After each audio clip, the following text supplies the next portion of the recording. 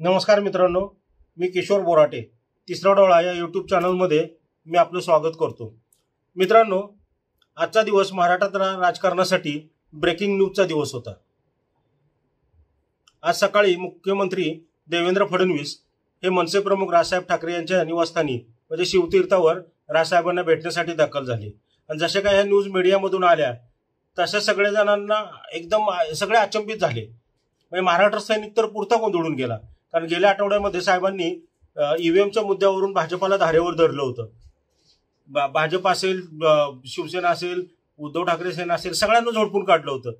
परंतु त्यांचा रोख जास्तीत जास्त ईव्हीएमच्या माध्यमातून भाजपावर होता आणि असं असताना मुख्यमंत्री फडणवीस साहेब हे ज्या वेळेला राजसाहेबांना भेटायला गेले तर सगळं लक्ष शिवतीर्थाकडे लागलं। मीडियावाल्यांचे कॅमेरे सकाळपासून तिथं थांबलेलेच होते। आता त्यांना काय मिळतं तिथं थांबून मला खरंच काय कळत नाही, कारण लोकसभेपासून ज्या वेळेला भाजप शिवसेनेचे नेते शिवतीर्थावर गेलेत तिथून त्यांना कसलीही ब्रेकिंग न्यूज मिळालेली नाहीये। ते जातात हीच ब्रेकिंग न्यूज असते आणि ती तर दर आठवड्याला असते, तरी पण सकाळपासून आपले तिथे कॅमेरे घेऊन बसलेले असतात आणि अपेक्षाभंग त्यांचा नेहमीच होतो। तसा आजही झाला। तिथं 10 ते 11 एक तास फडणवीस साहेब आणि राजसाहेबांची चर्चा झाली। बाहेर आल्यानंतर मनसे नेते संदीप देशपांडेंनी सांगितलं ही सदिच्छा भेट होती, ते चहापानासाठी आले होते, याच्या व्यतिरिक्त काही चर्चा झालेली नाही। त्यांचे मित्रत्वाचे नाते त्यांनी संदीप देशपांडे साहेबांनी परत तेच सांगितलं। पत्रकारांनी परत तेच विचारलं, त्यांनी तेच परत सांगितलं। मग याच्यामधून मीडियाला काय ब्रेकिंग न्यूज मिळाली? काहीच मिळालं नाही तिथं। तरी सुद्धा कुणीतरी एक पुढी दिली मीडियाकडे, बघा कुणीतरी पुढी दिली मीडियाकडे आणि ती मीडियाला पुढे सोडली की राज्यपालांच्या कोट्यातून अमित ठाकरेंना आमदारकी मिळणार। आता हे दिवसभर हीच ब्रेकिंग न्यूज, म्हणजे काहीच नाही त्यांना मिळाली न्यूज म्हणून त्यांनी ही न्यूज चालवली। बरं, ना भाजपातून कोणी ही गोष्ट डिक्लेअर केली होती अमित साहेबांना आमदारकी मिळणार आहे, ना मनसेच्या कोट्यातून डिक्लेअर केली होती। ह्यांच्या मनानेच ह्यांनी आपलं कुणीतरी त्यांना पुढे आणून दिली, ह्यांनी सोडून टाकली पुढे आणि दिवसभर तीच न्यूज चालवली। एक्झॅक्टली राजसाहेबांच्या मध्ये आणि फडणवीस साहेबांच्या मध्ये चर्चा काय झाली हे अद्याप कोणालाही कळलेलं नाही। नेहमीप्रमाणेच आपलं चहापाणी आणि नाश्ता बस झालं। आणि असे तर राजसाहेबांच्याकडे रीग लागलेली असते रोज। पुन्हा प्रत्येक म्हणजे राजकारण असू, समाजकारण असू, साहित्य, कला, क्रीडा यातले सेलिब्रिटी कोण ना कोणतरी तिथे येत असतं, बसत असतं, भेटी होत असतात, बोलणं चालणं होत असतं आणि ह्या भेटी, परंतु ह्या भेटीतून काहीच निष्पन्न होत नाही। भाजप सेनेचे नेते जातात तिथे, चर्चा 2-2 तास चालतात, पण निष्पन्न काही होत नाही। लोकसभेपासून आपण पाहिलेले, त्यामुळे मी आजचा हा विषय घेतलाय। भेटी होतात पण मनाच्या गाठी पडत नाहीत।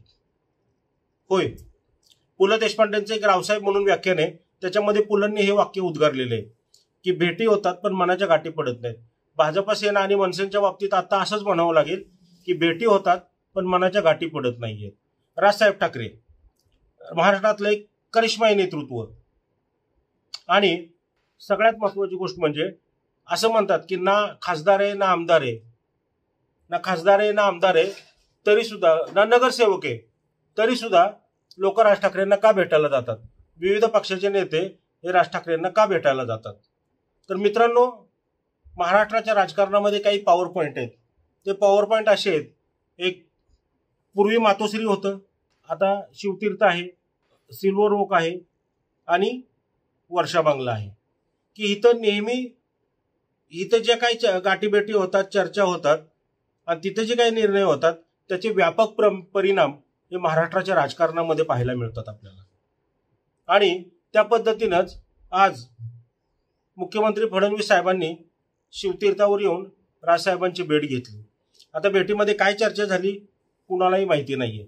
संदीप देशपांडेंनी नेहमीप्रमाणे सांगितलं मैत्रीचे नातं आहे, चहापानासाठी आले होते, परंतु मनसेचे प्रवक्ते प्रकाश महाजन यांनी स्पष्ट शब्दात भाजपाला सांगितलं की जर समजा तुम्हाला समान विचारधारा आहे, तुम्हाला हे पटतंय की मनसेची आणि भाजपाची समान विचारधारा आहे, दोघेही हिंदुत्वाच्या मुद्द्यावर एकत्र येऊ शकतात, तर मग तुम्ही थेट ऑफिशियल युती का करत नाही?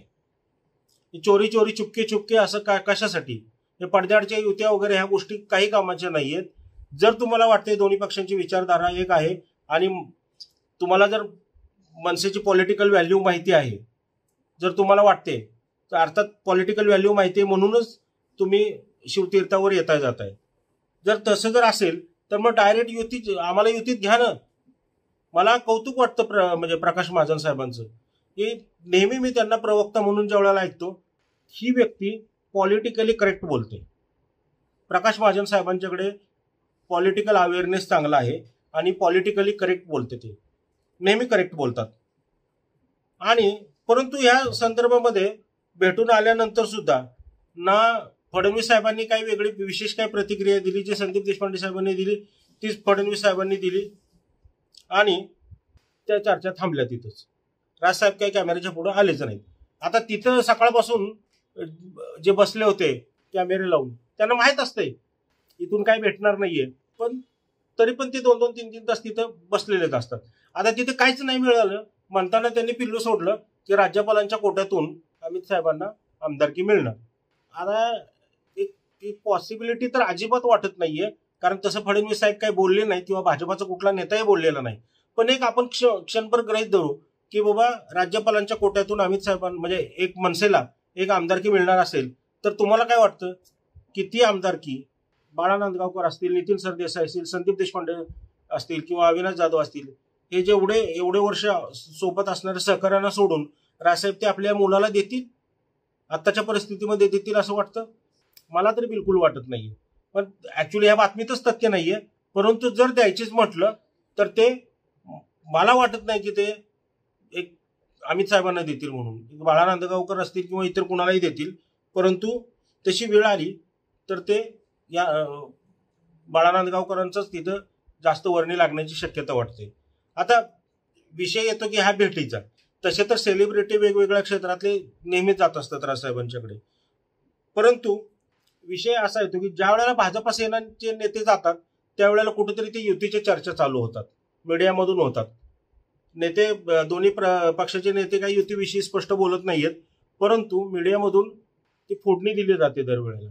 ऍक्च्युली ठीक आहे, चला एक मान्य करू की मुख्यमंत्री देवेंद्र फडणवीस साहेब आणि राजसाहेबांचे मैत्रीचे संबंध आहेत, परंतु हे मैत्रीचे संबंध जरी असले तरी सगळ्यात महत्वाची गोष्ट या दोन्ही व्यक्तींना महाराष्ट्र हा एक राजकीय नेते म्हणून ओळखलं जातं. आज जर मैत्रीचे संबंध आहेत, दोन्ही पक्षाची विचारधारा सेम आहे, तर या मैत्रीच्या संबंधांचा कुठंतरी हा दोन्ही पक्षांना राजकीय फायदा होतोय का? एका पक्षाला होतोय. भाजपाला गरज पडेल त्यावेळेला भाजपा येतो, मनसेची मदत, राजकीय मदत घेतो. छोट्या मोठ्या निवडणुकीमध्ये मनसे त्यांना मदत करतच असते, परंतु लोकसभेमध्ये मदत केली, विधानसभेलाही काही जागांच्यावरून मदत केली, असं म्हणतात भाजपानेही मदत केली, परंतु त्याचा परिणाम कुठेही दिसलेला नाहीये. परंतु ह्या मित्रत्वाच्या नात्याचा मनसेला काही राजकीय लाभ होणार आहे की नाही होणार, हा महत्वाचा प्रश्न आहे. मैत्रीचं नातं जपा, तुम्ही तुमचे मैत्रीचं नातं जपा, तुमचे फॅमिली रिलेशन जपा, परंतु ह्याचा राजकीय फायदा तुमच्या पक्षाला होणार आहे की नाही होणार? कारण आज लाखो महाराष्ट्र सैनिकांच्या नजरा या शिवतीर्थाकडे लागल्या होत्या. तर लोकसभेपासून लागतात, विधानसभेलाही लागल्या होत्या. आता महापालिका निवडणुकीच्या पार्श्वभूमीवर जर ही भेट झालेली आहे तर आताही लाखो महाराष्ट्र सैनिक आणि हजारो पदाधिकारी महाराष्ट्रातले मनसेचे या आशेने शिवतीर्थाकडे बघतायत, कारण साहेब काहीतरी निर्णय घेतील. कारण हे खूप वर्ष झालं आज एवढे लाखो महाराष्ट्र सैनिक आणि कित्येक पदाधिकारी हे राजसाहेबांच्या बरोबर खांद्याला खांदा लावून लढत आहेत. त्यांच्या काहीतरी राजकीय महत्वाकांक्षा आहेत. राजसाहेब एक करिश्माई नेतृत्व आहे. ठाकरे आणि पवार घराण्याला काही प्रॉब्लेम नाही, हे ब्रँड आहेत महाराष्ट्रातल्या राजकारणाचे, आणि राजसाहेबांना काही फरक पडत नाही. आमदार खासदार नगरसेवक येऊ नाही येऊ त्यांना काही फरक पडत नाही. फरक पडतो कुणाला? जे त्यांच्याबरोबर आहेत, त्यांच्याबरोबर राहून ज्यांनी राजकीय महत्वाकांक्षा बाळगलेल्या आहेत, त्यांच्या राजकीय महत्वाकांक्षा कधी पूर्ण करणार आहे, पहिला मुद्दा. आता ह्याच्यानंतर कुणीतरी म्हणेल की कुणाच्या महत्वाकांक्षा पूर्ण करण्यासाठी साहेबांनी पक्ष काढला नाही, परंतु महाराष्ट्राचं नवनिर्माण करण्यासाठी काढलाय. परंतु महाराष्ट्राचं नवनिर्माण हे सत्तेशिवाय होऊ शकतं का? रस्त्यावरच्या सत्तेनं महाराष्ट्राचं नवनिर्माण होणार नाही, बिलकुल होणार नाहीये. त्याच्यासाठी सत्ता हवी, आणि सत्ता जर असेल तरच तुम्ही नवनिर्माण करू शकता. त्यामुळं महत्वाची जी बाब आहे ती पहिली गोष्ट की कुठून ना कुठून तरी ते सत्तेमध्ये मनसेनं शिरकाव केला पाहिजे. त्यावेळेला राजसाहेबांच्या जो स्वप्नातला महाराष्ट्र आहे, संकल्पनेतला महाराष्ट्र आहे, त्या महाराष्ट्राचं जे स्वप्न आहे ते कुठंतरी प्रत्यक्षात साकार होऊ शकतं. सुरुवात होऊ शकते. आताच्या तारखेला समजा पूर्ण बहुमतामध्ये नाही सत्ता मिळू शकत, मान्य आहे, परंतु कुठून का होईना सत्तेमध्ये त्यांनी प्रवेश घेतला पाहिजे तरच हे होईल. हा विषय महत्वाचा तोच आहे, कारण सत्ता असेल तरच नवनिर्माण होईल. आणि दरवेळेला कुठल्या ना कुठल्या तरी छोट्या मोठ्या निवडणुका येतात, भाजपावाले येतात, मनसेची मदत घेतात. आता याच्यामध्ये मैत्री आणि भावना या दोन गोष्टी थोड्याशा बाजूला ठेवल्या पाहिजेत साहेबांनी. हा काही सल्ला नाही आपल्याला, आपण विश्लेषण करतोय, चर्चा करतोय. ते मोठे नेते आहेत, त्यांचे ते त्यांना सल्ला देण्याची आपल्याला काही आवश्यकता नाहीये. परंतु कुठंतरी आता मनसेनं सुद्धा एक व्यवहारी राजकारण करायला शिकलं पाहिजे. किती दिवस दुसऱ्यांचा फायदा करून घेणार? तुमच्या सत्तेचा कुठंतरी महाराष्ट्र सैनिकांना, महाराष्ट्र नवनिर्माण सेनेच्या पदाधिकाऱ्यांना त्याचा फायदा व्हावा, ह्याचाही विचार आज पक्षीय नेतृत्वानं करायला हवा. तुमच्या मैत्रीच्या संबंधांचा कुठेतरी त्याचा राजकीय लाभ हा त्या पक्षाला, त्या पक्षाच्या नेत्यांना, त्या पक्षाच्या पदाधिकाऱ्यांना, त्या पक्षाच्या महाराष्ट्र सैनिकांना हा व्हायला पाहिजे. व्यक्तिगत संबंध जपले जातील हो, परंतु आज लाखो महाराष्ट्र सैनिक तुमच्याकडे नजर लावून बसलेले आहेत. जे काही पहिल्या दुसऱ्या फळीतले नेते आहेत, कार्यकर्ते आहेत, जे 15-20 वर्ष आज तुमच्याबरोबर राबतायत, ते कुठेतरी त्यांच्या त्या राजकीय महत्वाकांक्षा आहेत. आणि त्या महत्वाकांक्षा ह्या त्यांच्या तशा व्यक्तिगत महत्वाकांक्षा नाही आहेत. कारण ते पुढे जर उद्या आमदार झाले, खासदार झाले, मंत्री झाले, तर त्याच्यामध्ये पक्षाचा फायदा होणार आहे, महाराष्ट्राचा फायदा होणार आहे. आणि साहेबांच्या स्वप्नातला जो महाराष्ट्र आहे ते साकार होण्यासाठीच ही सगळी मंडळी धडपडणार आहेत. यांच्या राजकीय व्यक्तिगत महत्वाकांक्षा ह्या काही अशा व्यक्तिगत नाही आहेत, त्या महाराष्ट्रापासून वेगळ्या नाही आहेत. त्यांच्या महत्वाकांक्षा ज्या आहेत ना, त्या महाराष्ट्राच्या नवनिर्माणाशी निगडीतच आहेत. त्यामुळे त्याला कोणी असं स्वरूप देऊ नये की बाबा ह्यांच्या वेगळ्या ही आहेत. कुणी असं त्याचा गैरसमज करू नये की राजसाहेबांनी काय ह्यांच्या महत्वाकांक्षा पूर्ण करण्यासाठी पक्ष काढलाय काय. महाराष्ट्राच्या महत्वाकांक्षा पूर्ण करण्यासाठी लाखो महाराष्ट्र सैनिक आणि हजारो जे पदाधिकारी आहेत हे धडपडत आहेत. राजसाहेबांच्या बरोबर गेले 15-20 वर्ष आहेत. त्याचा विचार करून कुठंतरी साहेबांनी आता युतीच्या माध्यमातून, कारण कुठल्याही एका पक्षाचं सरकार येण्याचे दिवस संपलेले, आता लोकसभा निवडणुका झाल्यात, विधानसभेच्या झाल्या, ते महापालिका निवडणूक ही शेवटची संधी, नंतर 5 वर्ष कुठल्याही निवडणुका नाही आहेत. त्यामुळं आता तरी निदान कुठेतरी सकारात्मक काहीतरी घडेल अशी अपेक्षा इथं महाराष्ट्र सैनिकांना आहे.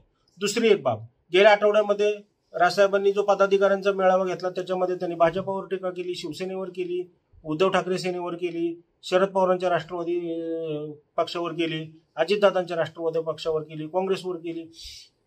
किमान एक आता निदान मनसेनं करावं की एका वेळी सगळ्यांना अंगावर घेणे एवढी आपली परिस्थिती नाहीये. इकडे महाविकास आघाडी आहे, इकडे महायुती आहे. दोघांनाही आपला मित्र कोण आहे माहितीये, शत्रू कोण माहितीये. पण आज महाराष्ट्र सैनिक कन्फ्यूज आहे की गेल्या आठवड्यात साहेब भाजपावर टीका करतात आणि आज देवेंद्र फडणवीस साहेबांना भेट देतात. किमान इथून पुढच्या काळामध्ये महाराष्ट्र सैनिकांना एवढं तरी कळावं की आपला मित्र कोण आहे आणि आपला राजकीय शत्रू कोण आहे. एवढं जरी कळलं ना तरी त्यांच्या राजकारणाची दिशा स्पष्ट होईल.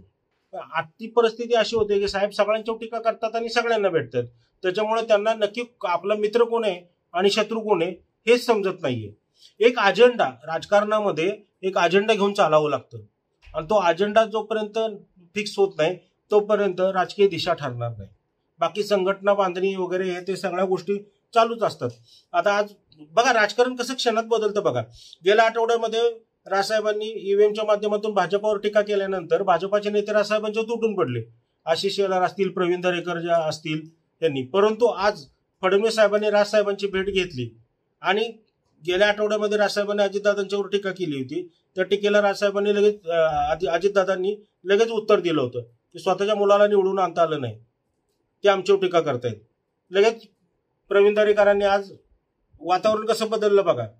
प्रवीण दरेकरांनी आज लगेच मनसेच्या बाजूने उभे राहिले आणि अजितदादांना उत्तर दिलं. अजितदादाच्या राष्ट्रवादीला म्हणा किंवा अजितदादांना म्हणा, आणि विशेष म्हणजे हे सत्तेत आहेत एकत्र. काय उत्तर दिलं प्रवीण दरेकरांनी की अजितदादांना सुद्धा स्वतःच्या मुलाला आणि स्वतःच्या पत्नीला निवडून आणता आलं नव्हतं, त्यामुळे त्यांनी असंही बोलणं चुकीचं आहे. म्हणजे क्षणात राजकारण कसं बदलतं बघा. आता भाजप आणि राष्ट्रवादी यांच्यात कलगीतुरा रंगलेला आहे.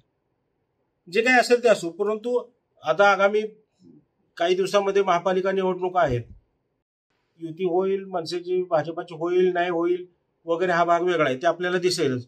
परंतु ह्या वेळेला कुठंतरी सकारात्मक विचार करून सत्तेमध्ये जाण्याचा प्रयत्न हा मनसे प्रमुखांनी करावा, हीच महाराष्ट्र सैनिकांची, पदाधिकाऱ्यांची आणि नेत्यांची इच्छा आहे. कारण इथून पुढे 5 वर्ष सत्तेशिवाय आणि कुठल्याही कार्यक्रमाशिवाय, कुठल्याही अजेंड्याशिवाय पक्ष टिकवणं, कार्यकर्ता टिकवणं ही खूप मोठी गोष्ट आहे, अवघड गोष्ट आहे. त्यामुळं येत्या कॉर्पोरेशनच्या निवडणुकामध्ये, महापालिका आहे किंवा आता जिल्हा परिषद पंचायत समितीच्या निवडणुका आहेत, ह्या मनसेने गांभीर्याने घ्यावेत. भावना बाजूला ठेवून व्यावहारिकरित्या विचार करून, जर समजा समविचारी पक्ष म्हणून जर समजा भाजपाकडून काय ऑफर येत असेल किंवा थेट त्यांच्याशी चर्चा करून जर युतीमध्ये जर त्यांचा प्रवेश होत असेल तर तो युतीमध्ये प्रवेश करून घ्यावा. कारण विरोधामध्ये पक्ष टिकवणं, चालवणं आणि कार्यकर्ता टिकवणं ही खूप अवघड गोष्ट असते. मित्रांनो, आपल्याला जर हा व्हिडिओ आवडला असेल निश्चितपणे लाईक करा. आपल्या मित्रांना, आपल्या नातेवाईकांना, आपल्या कुटुंब सदस्यांना सांगा, व्हिडिओ लाईक करा आणि तिसरा डोळा या चॅनलला ऑल पर्यायावर टिकमार्क करून सबस्क्राईब करा. धन्यवाद.